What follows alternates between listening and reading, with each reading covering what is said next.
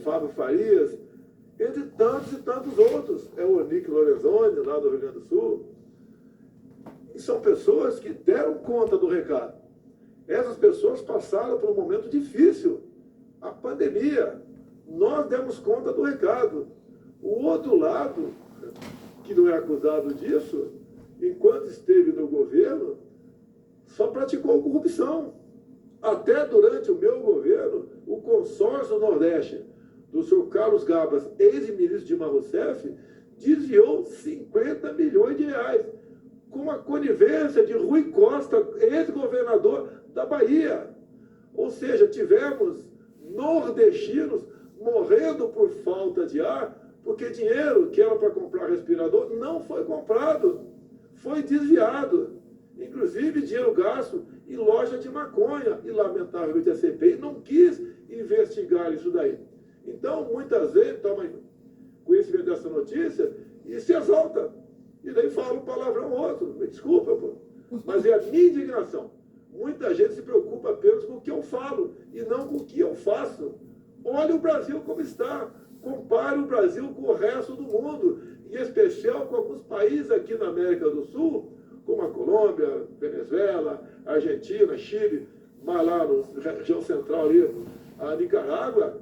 Esses presidentes todos são amigos de Lula. Todos não têm nenhum respeito com a família, nenhum respeito com o dinheiro público. Pegaram os seus países e afundaram os seus países. Chile e Colômbia estão passando um momento difícil na economia há poucos meses da assunção dos seus respectivos ministros. E lá eles falam manso, falam bonito até, são bastante afáveis. Mas, na prática, quem sofre é o povo com comportamento manso, mas, na verdade, com ações terríveis para todo mundo. Eu peço a vocês, vocês não estão elegendo um presidente num desfile de etiqueta ou de moda. Sou eu. Estou aqui para servir a minha pátria. Sempre tive orgulho da minha vida de militar, servir a pátria, fardado, e agora estou servindo a pátria de paletó e gravata. Esse é o meu compromisso. Olha como é que está o Brasil. Você vai, por exemplo, anular seu voto? Porque eu falo um pouco grosso, eu nunca paguei vexame em nenhum lugar do Brasil. Um palavrão ou outro acontece aqui dentro. Escorrega.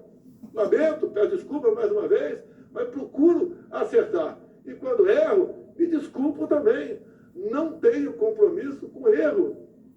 E eu sempre quis o melhor da minha pátria. Tenho certeza, se Deus, novamente, me der a honra de ser presidente da República, vamos melhorar mais ainda o nosso Brasil.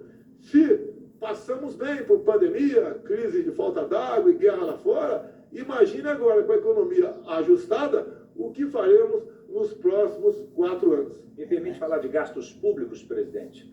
Críticos ao seu governo dizem que, nesse momento, o senhor está pesando demais a mão na máquina pública na reta final da eleição. E criticam a possibilidade de empréstimo consignado com o uso do Auxílio Brasil, ou até mesmo depósitos futuros do FGTS para a compra da casa própria. O senhor, que já criticou o Partido dos Trabalhadores, segundo o senhor, por endividar estudantes universitários, também não estaria, nesse momento, endividando a família brasileira? Nós estamos no período pós-pandemia. Lá atrás, em segundo plano, era dar um curso superior para o jovem. A intenção era atender aos conglomerados de universidades privadas com recursos do FIES que saíram do Banco do Brasil e da Caixa Econômica. E nós agora salvamos essa garotada. Mais de 1 milhão de jovens tinham dívidas impagáveis com o FIES. Mandamos o projeto para o Congresso. O Congresso aperfeiçoou esse projeto. E hoje em dia você pode negociar a sua dívida do FIES junto à Caixa ou Banco do Brasil por aplicativo. E essa anistia chega até 99%. Quando nós acertamos a questão do consignado para o pessoal do Auxílio Brasil e do BPC, foi uma maneira de tirá-los das mãos de agiotas. Pode, inclusive, fazer um acerto com a Caixa Econômica Federal, a Caixa compra essa dívida de vocês e vocês vão pagar um juros menor. Nós estamos tirando da inadimplência milhões de pessoas que vão recorrer, já estão recorrendo do consignado repito, no Auxílio Brasil e também no BPC. Presidente, o líder do MST, João Pedro Stedley, disse recentemente que caso Lula vença as eleições, deve acontecer uma retomada do Movimento Sem Terra. Eu gostaria de saber, primeiro, o senhor acredita nessa possibilidade? E, segundo, aqui o senhor acredita a queda de invasões durante o governo, do seu governo? Isoladamente, temos notícias de que o MST está se reorganizando. Eles estão tendo dificuldades, primeiro porque eu tirei dinheiro de ONGs que iam para eles. Tinha bancos oficiais nossos que, de forma indireta, mandavam dinheiro por ONG para essa turma do MST, para enriquecer João Pedro Stedley e José Rainha Júnior. Como é que nós tiramos a força do MST?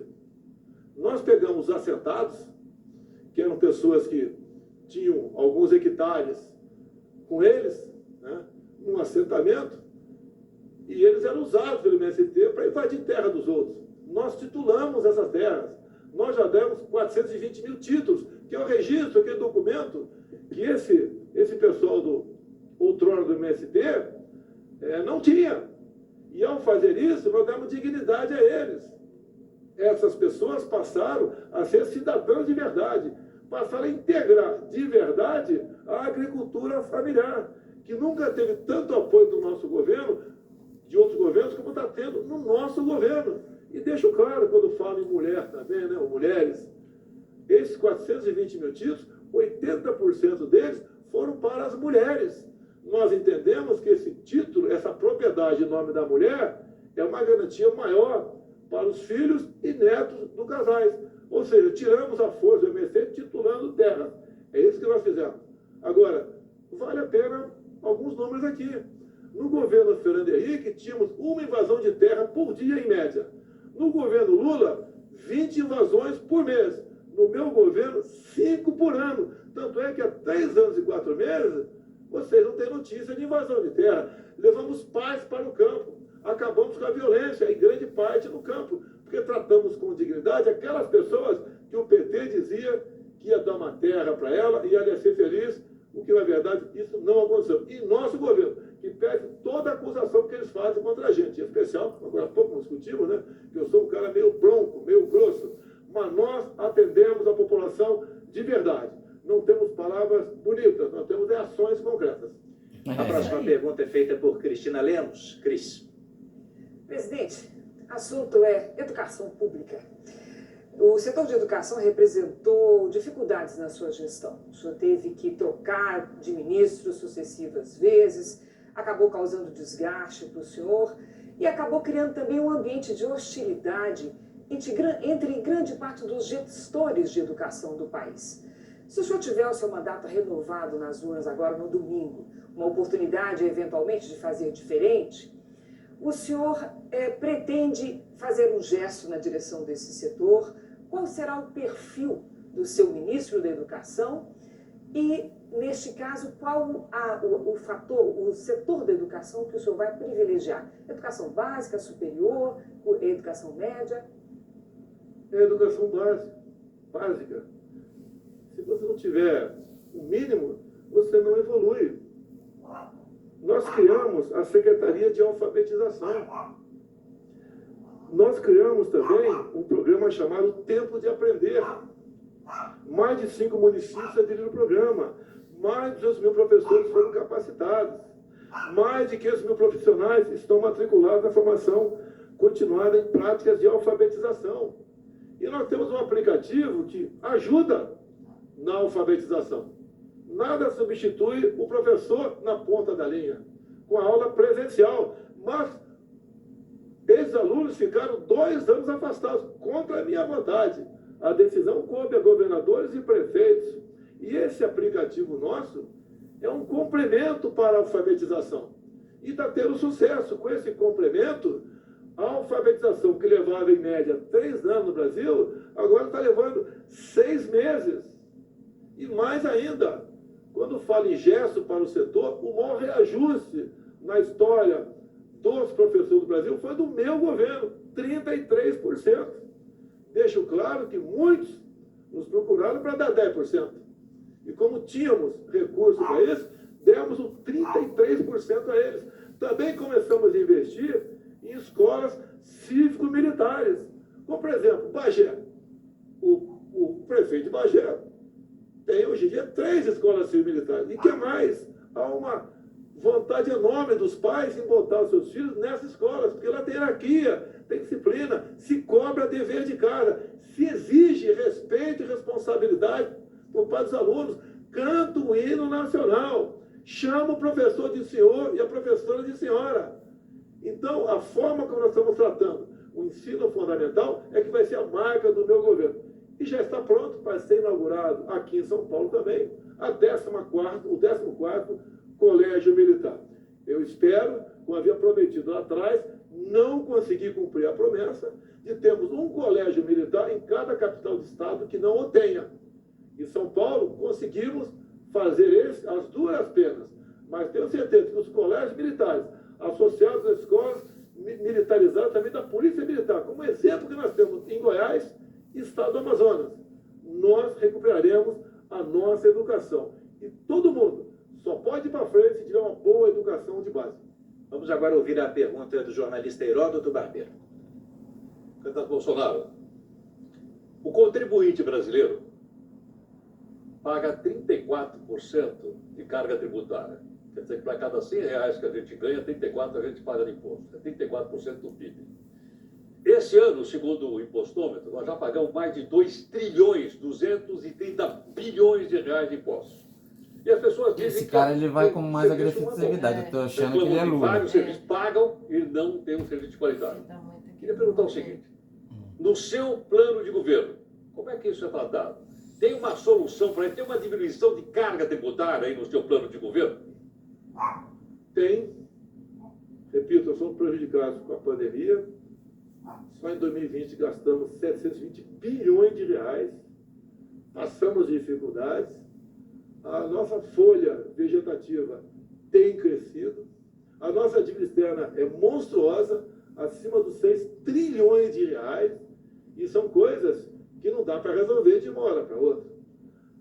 Mas esses números, esses desembolsos, esses pagamentos, têm diminuído o governo Paulo Guedes, que eu considero a economia um governo. Então nós temos feito a nossa parte. O Paulo Guedes quer, em proposta enviada ao Congresso, por exemplo, isentar de imposto de renda quem ganha até R$5.000. Então essas propostas são bem-vindas. A carga tributária realmente é enorme no Brasil. Lamento, é uma herança que nós temos e nós temos obrigação de manter esses contratos e não deixar a economia desequilibrar. Também, o que o Paulo Guedes tem feito, repito, diminuindo a carga tributária, como os combustíveis, como o IPI de 4.000 produtos, entre outros. Então, nós estamos ajudando, até de forma indireta, né, diminuir o peso do Estado para com a população.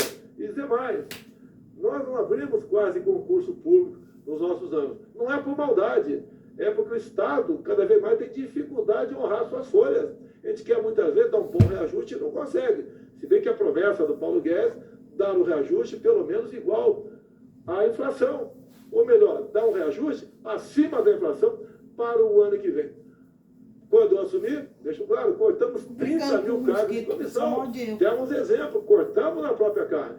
Outro partido tinha isso lá, né, quando governava o Brasil, e até cobrava 30% dos comissionados para o respectivo fundo partidário. Usavam a máquina inchada para arrecadar para o fundo partidário. Nós fizemos diferente. Nunca cobramos um centavo, 1% ou 0,1% de servidor comissionado para o meu partido. Então, esse exemplo que estamos dando, dá para resolver? Vamos resolvendo, desculpa o gerúndio, não tem outra explicação. Aos poucos, nós chegaremos lá. Temos investido muito em pesquisa e desenvolvimento. O Marcos Pontes, um país que não desenvolve isso, está condenado a ser escravo de outro país. Está olhando aqui o Edu para encerrar a conversa. Então, estamos buscando maneira de produzir mais, de fazer mais negócios com o mundo, como o nosso agronegócio, que é um exemplo para o mundo todo, tem feito. Bom, em nome do portal R7, a pergunta agora é do jornalista Tiago Nolasco.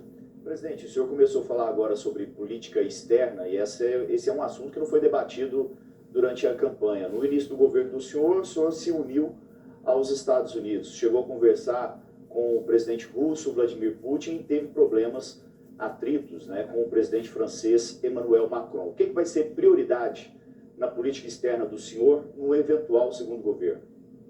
Olha, Tiago, parte da imprensa critica, dizendo que não temos política externa, que eu não sou bem recebido lá fora. Todas as viagens que fizemos, não faltaram pedidos de bilaterais conosco. O tratamento dispensado ao presidente do Brasil é o melhor possível. Quando estava na iminência de uma guerra, lá na Rússia com a Ucrânia, mesmo grande parte da imprensa me criticando, eu fui conversar com o presidente Putin. Ficamos por 3 horas conversando. E dá para imaginar o que 2 chefes de Estado podem conversar ao longo de 3 horas. Tudo que acertei com ele está sendo cumprido. Estava eu presente, ele, o meu intérprete e 2 pessoas da parte dele. Como, por exemplo, o não interrompimento do fluxo de fertilizantes aqui no Brasil. Se esse fluxo tivesse sido suspenso, com toda certeza estaria abalada ou condenada a nossa segurança alimentar. Os preços dos alimentos iriam disparar no Brasil. A nossa balança também estaria comprometida, porque deixaríamos de exportar, porque cairia a produtividade daquilo que o campo produz para todos nós. Ou seja, o nosso governo não tem medo de decidir. Vai onde tiver que ir. Logicamente que conversamos sobre o possível conflito Rússia-Ucrânia, que infelizmente veio acontecer. Lamentamos profundamente, mas eu sou o presidente do Brasil. Eu não posso deixar o meu povo passando necessidade por um capricho pessoal. Não aceitei também entrar no grupo de levantar embargos contra a Rússia. Disse para quem quis que nós entrássemos nesse grupo. Resolve a situação? Tem 100% de garantia que vai resolver? Não tem. Não vou entrar numa aventura. Quanto eu sou Macron, presidente da França, ele sempre nos ataca na questão ambiental, que nós concorremos nos commodities, aquilo que produzimos no campo, em parte com ele. Qualquer problema no Brasil de incêndio que acontece, desmatamento que acontece, não na proporção que eles dizem, é motivo para nos ameaçar. Agora, há poucas semanas, tivemos um incêndio de aproximadamente 2 meses nas florestas da França. Eu não vi aqui a imprensa brasileira dando destaque a isso, como dão quando há, e sempre acontece, infelizmente, incêndios aqui no Brasil. Tratamento diferenciado por uma questão econômica.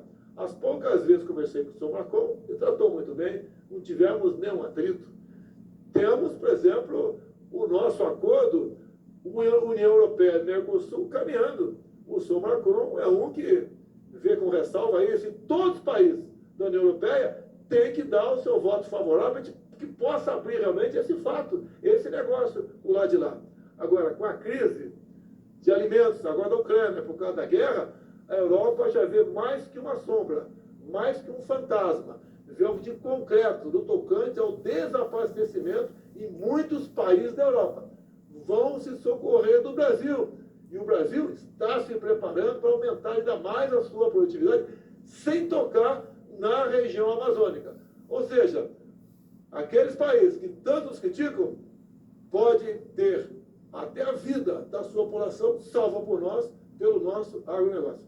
Presidente, nós estamos concluindo aqui o segundo bloco da sabatina. Sabatina com o candidato à reeleição, Jair Bolsonaro, do Partido Liberal. Encontro promovido pela Record TV, pela Record News e pelo portal R7. Estava previsto, você sabe, um debate, mas o candidato do Partido dos Trabalhadores, Luiz Inácio Lula da Silva, não aceitou o nosso convite. Nós voltamos daqui a pouco.